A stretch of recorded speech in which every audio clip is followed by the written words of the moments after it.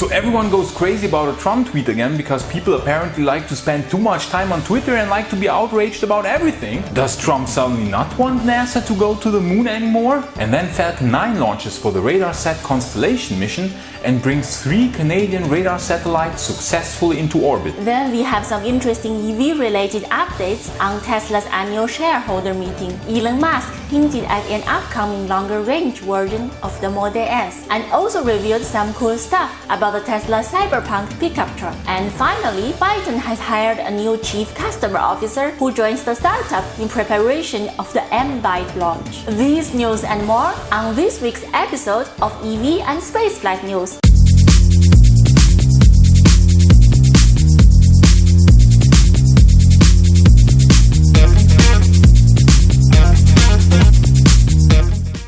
So there it is again, people go crazy again about a Trump tweet. And the news media of course goes into a frenzy again. Man, Idiocracy was supposed to be a sci-fi comedy and not a documentary. The tweet we're talking about is this one here. NASA should not be talking about going to the moon, we did that 50 years ago. They should be focused on the much bigger things we are doing, including Mars, of which the moon is a part. Everyone is confused, what's going on? And the news media writes, why Trump's tweet about not going to the moon is a problem for space exploration. Or also a funny one from our favorite anti-Tesla fudsters at CNBC. Trump wants NASA to go to Mars, not to the moon like he declared weeks ago.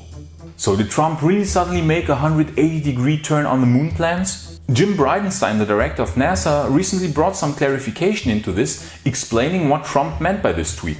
In a recent interview, he went on to tell, we're going to the moon in order to get to Mars. Anyone who interpreted that tweet literally is simply reading too far into it, he added. So basically the moon has always been considered as a testbed for the ultimate goal of NASA, which is Mars.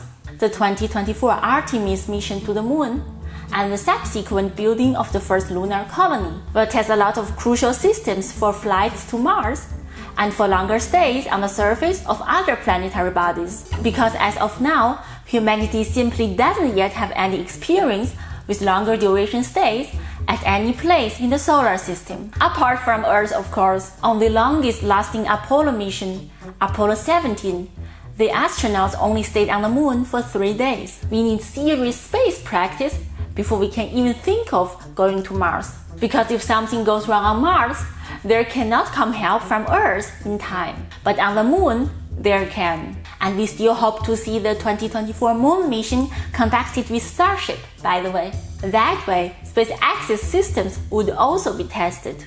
And we hope to see NASA exclusively using the SpaceX system architecture for the moon and later for the Mars missions. We cannot stress often enough how ineffective and old school the SLS is. The SpaceX system architecture is superior in every way, and we really hope that NASA will switch to Starship and Superheavy for their missions within the next few years. In other news, on Wednesday the 12th of June, a Falcon 9 rocket launched from the Vandenberg Air Force Base in California, bringing 3 Canadian radar satellites into orbit. The Radarsat Constellation Mission, or RCM, consists of 3 identical radar satellites built by MDA, a Canadian division of Maxar Technologies. You know, the guys that recently announced that they want to build the first piece, the power module of the Lunar Gateway Station.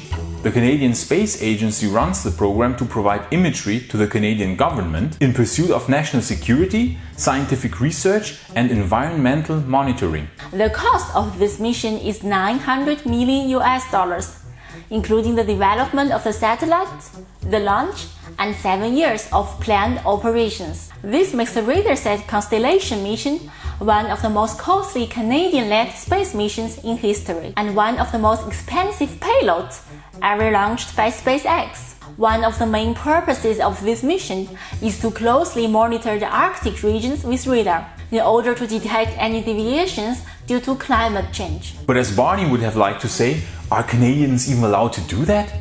Why are they even allowed to have an own state? But I mean, really, just look at this Trudeau guy. I mean...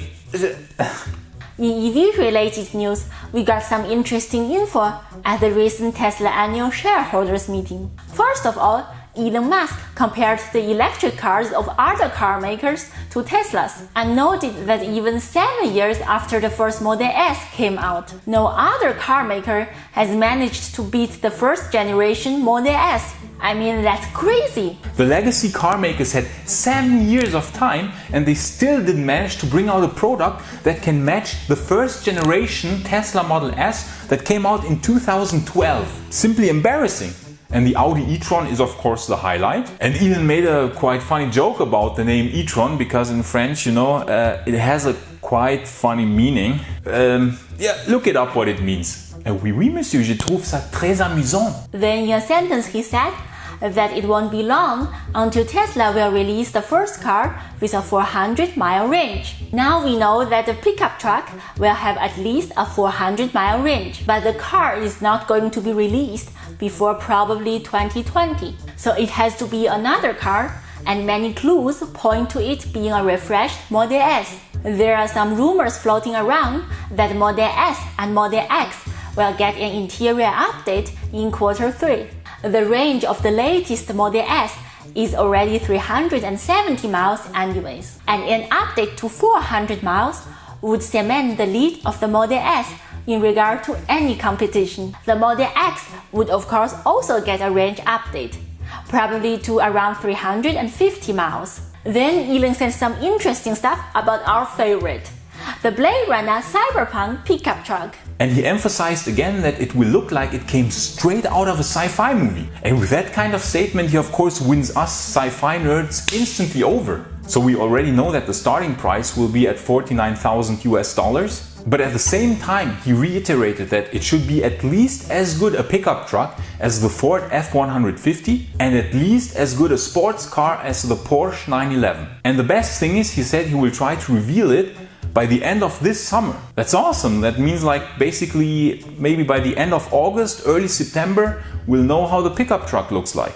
But unfortunately, the Tesla semi-truck has been pushed back to the end of 2020 because they simply cannot produce enough batteries to launch it earlier. That's why Elon hinted that Tesla might get into the mining business in order to scale battery production. Then we got some interesting news from our other favorite sci-fi car manufacturer, Byton. In order to already prepare for launching the Byton M-byte in Q4 this year in China, they hired a new CCO. The post will now be occupied by Andreas Schaaf, who worked at BMW for many years. Prior to his new assignment at Byton, he was vice president of Cadillac for the European and Chinese markets. Now the M-byte is really an interesting car and we absolutely cannot wait to see the final production version. It should be very similar to the concept car version, at least 90% similarity as we explained in this video here. They initially declared that they want to reveal the production version at CES Asia, which is now already over. It took place from the 11th to the 13th of June.